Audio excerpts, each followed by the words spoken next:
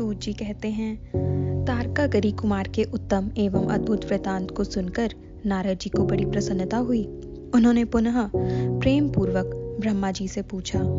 नारद जी बोले, देव आप तो शिव संबंधी ज्ञान के अथाह सागर हैं। प्रजानाथ, मैंने स्वामी कार्तिक के सद्वृतांत को, जो अमृत से भी उत्तम है, सुन लिया। अब गणेश का उत्तम चरित्र सुनना चाहता हूँ। आप उनका जन्म वृतांत तथा दिव्य चरित्र, जो संपूर्ण मंगलों के लिए भी मंगल स्वरूप है, वर्णन कीजिए। सूत जी कहते हैं, महामुनि नारद का ऐसा वचन सुनकर ब्रह्मा जी का मन हर्ष से गदगद हो गया। वे शिव जी का स्मरण करके बोले। ब्रह्मा जी ने कहा, नारद, पहले जो मैंने विधि पूर्वक गणेश की उत्पत्ति का वर्णन किया था कि शनि की दृष्टि पड़ने से गणेश का मस्तक कट गया था, तब उस पर हाथी का सुमुख लगा दिया गया था, वह कल्पांतर की कथा है। अब श्वेत कल्प में घटित हुई गणेश की जन्म कथा का वर्णन करता हूँ, जिसमें कृपालु शंकर ने ही उनका मस्तक काट लिया था। मुने, इस विषय में तुम्हें संदेह नहीं करना चाहिए, क्योंकि भगवान शंभु कल्याणकारी, सृष्टिकर्ता और सबके स्वामी हैं। वे ही सगुण और निर्गुण भी हैं। उन्हीं की लीला से सारे विश्व की सृष्टि, रक्षा और विनाश होता है।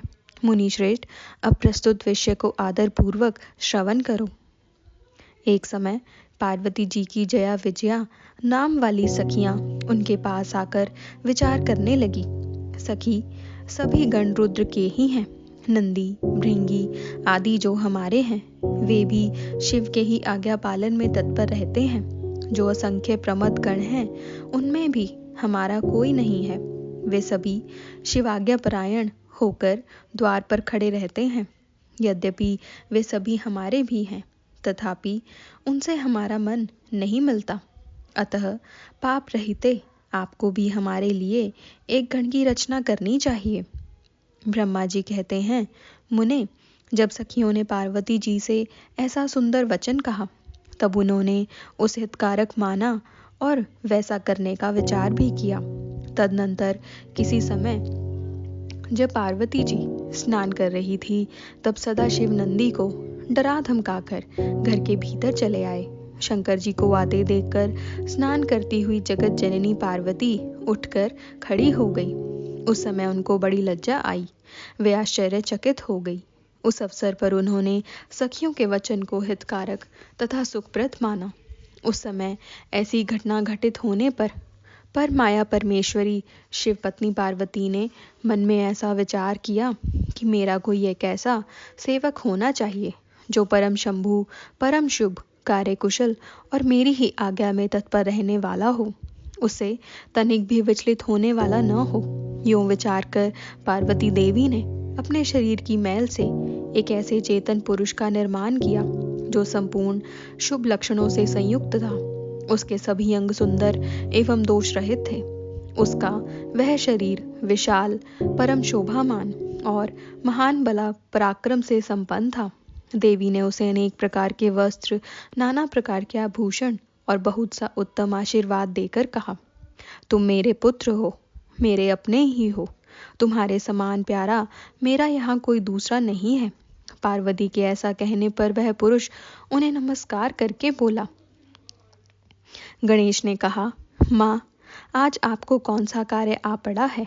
मैं आपके कथा अनुसार उसे पूर्ण करूंगा। गणेश के यूं पूछने पर पार्वती जी अपने पुत्र को उत्तर देते हुए बोली। शिवा ने कहा, तात, तुम मेरे पुत्र हो, मेरे अपने हो, अतः तुम मेरी बात सुनो।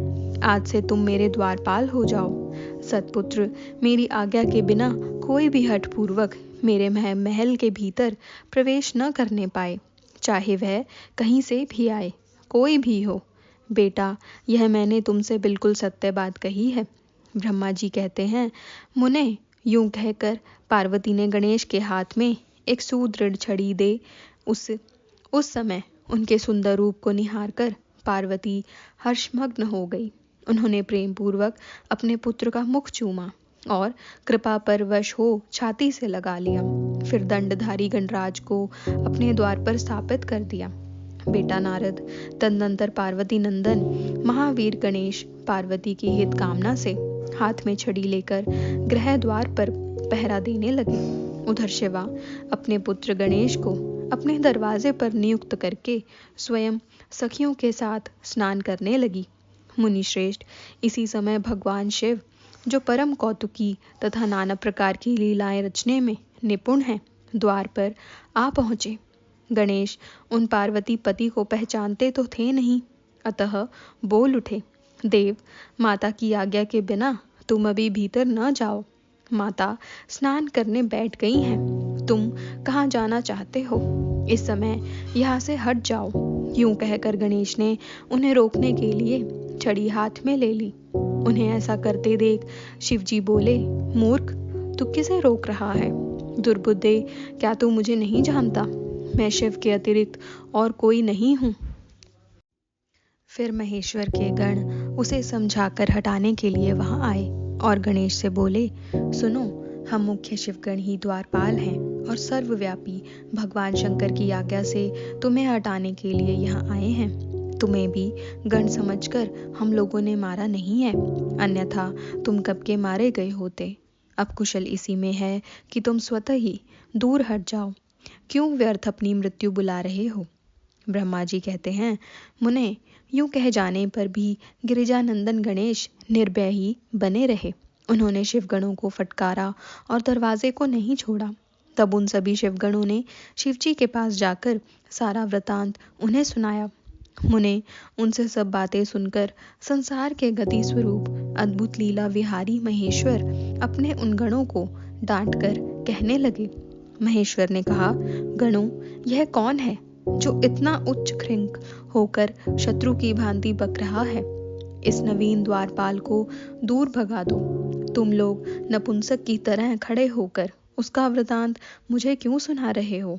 विचित्र लीला रचने वाले अपने स्वामी शंकर के यूं कहने पर वे गण पुनः ही वहीं लौट आए।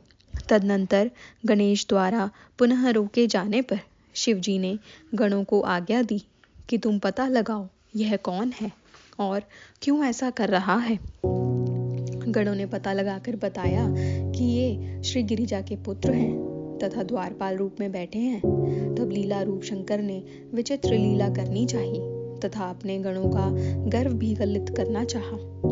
इसलिए गणों को तथा देवताओं को बुलाकर गणेश जी से भीषण युद्ध करवाया, पर वे कोई भी गणेश को पराजित न कर सके। तब स्वयं शूलपाणी महेश्वर आए।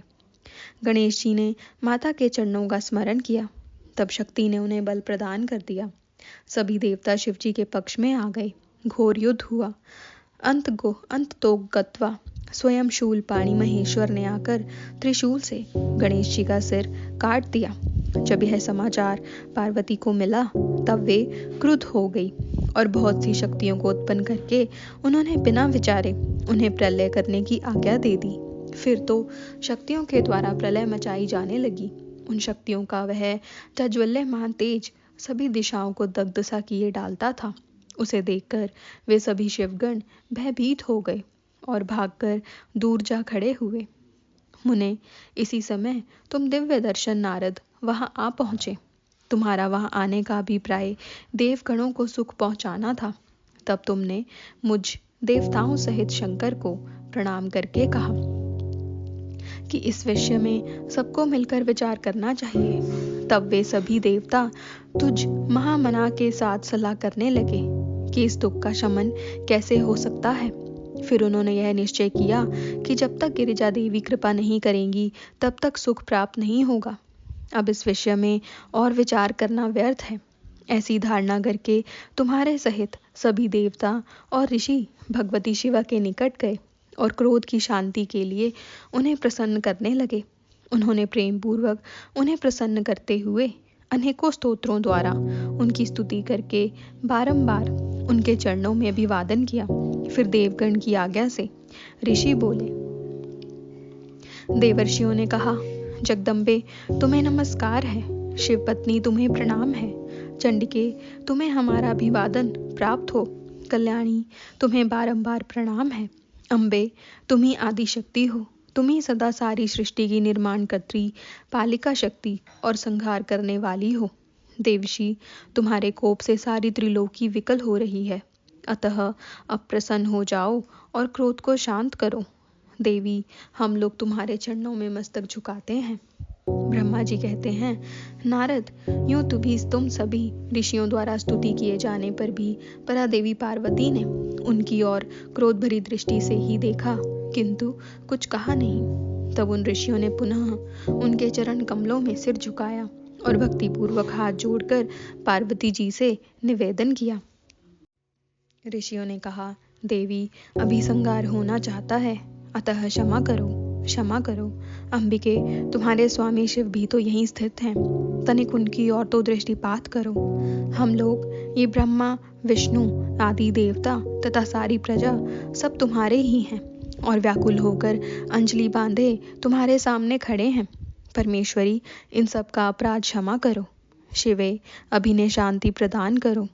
ब्रह्मा जी कहते हैं, मुने, सभी देवर्षियों को कहकर अत्यंत दीन भाव से व्याकुल हो हाथ जोड़कर चंडिका के सम्मुख खड़े हो गए। उनका ऐसा कथन सुनकर चंडिका प्रसन्न हो गई। उनके हृदय में करुणा का संचार हो आया। तब वे ऋषियों से बोली। देवी ने कहा, ऋषियों, यदि मेरा पुत्र जीवित हो जाए और वह तुम लोगों के मध्य पूजनीय मान लिया जाए तो संहार नहीं होगा। जब तुम लोग उसे सर्वाध्यक्ष का पद प्रदान कर दोगे तभी लोक में शांति हो सकती है, अन्यथा तुम्हें सुख प्राप्त नहीं हो सकता। ब्रह्मा जी कहते हैं, मुने, पार्वती के यूं कहने पर तुम सभी ऋषियों ने उन देवताओं के पास आकर सारा वृतांत कह सुनाया। उसे सुनकर इंद्र आदि सभी देवताओं के चेहरे पर उदासी छा गई।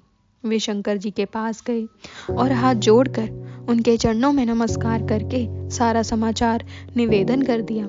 देवताओं का कथन सुनकर शिव जी ने कहा, ठीक है, जिस प्रकार सारी त्रिलोकी को सुख मिल सके वही करना चाहिए। अतः अब उत्तर दिशा की ओर जाना चाहिए और जो जीव पहले मिले उसका सिर काटकर उस बालक के शरीर पर जोड़ देना चाहिए। ब्रह्मा जी कहते हैं, मुने, तदनंतर शिव जी की आज्ञा का पालन करने वाले उन देवताओं ने वह सारा कार्य संपन्न किया। उन्होंने उस शिशु शरीर को धो पोंछ कर विधिवत उसकी पूजा की। फिर वे उत्तर दिशा की ओर गए। वहां उन्हें पहल पहल एक दांत वाला एक हाथी मिला। उन्होंने उसका सिर लाकर उस शरीर पर जोड़ दिया। हाथी के उस सिर को संयुक्त कर देने के पश्चात सभी देवताओं ने भगवान शिव आदि को प्रणाम करके कहा कि हम लोगों ने अपना काम पूरा कर दिया। अब जो करना शेष है उसे आप लोग पूर्ण करें। ब्रह्मा जी कहते हैं, तब शिवाज्ञा पालन संबंधिनी देवताओं की बात सुनकर सभी देवों और पार्षदों को महान आनंद प्राप्त हुआ। तत्पश्चात ब्रह्मा, विष्णु आदि सभी देवता अपने स्वामी निर्गुण स्वरूप भगवान शंकर को प्रणाम करके बोले, स्वामिन, आप महात्मा के जिस तेज से हम सभी उत्पन्न हुए हैं, आपका वही तेज वेद मंत्र के अभियोग से इस बालक में प्रवेश करे। इस प्रकार सभी देवताओं ने मिलकर वेद मंत्र द्वारा जल को अभिमंत्रित किया। फिर शिव जी का स्मरण करके उस उत्तम जल को बालक के शरीर पर छिड़क दिया। उस जल का स्पर्श होते ही वह बालक शिव इच्छा से शीघ्र ही चेतना युक्त होकर जीवित हो गया और सोए हुए की तरह उठ बैठा। वह सौभाग्यशाली बालक अत्यंत सुंदर था। उसका मुख हाथी का सा था, शरीर का रंग हरा लाल था, चेहरे पर प्रसन्नता खेल रही थी। उसकी आकृति कमनीय थी और उसकी सुंदर प्रभा फैल रही थी। मुनीश्वर पार्वती नंदन उस बालक को जीवित देखकर वहां उपस्थित सभी लोग आनंद मग्न हो गए और सारा दुख विलीन हो गया। तब हर्ष विभोर होकर सभी लोगों ने उस बालक को पार्वती जी को दिखाया। अपने पुत्र को जीवित देखकर पार्वती जी परम प्रसन्न हुई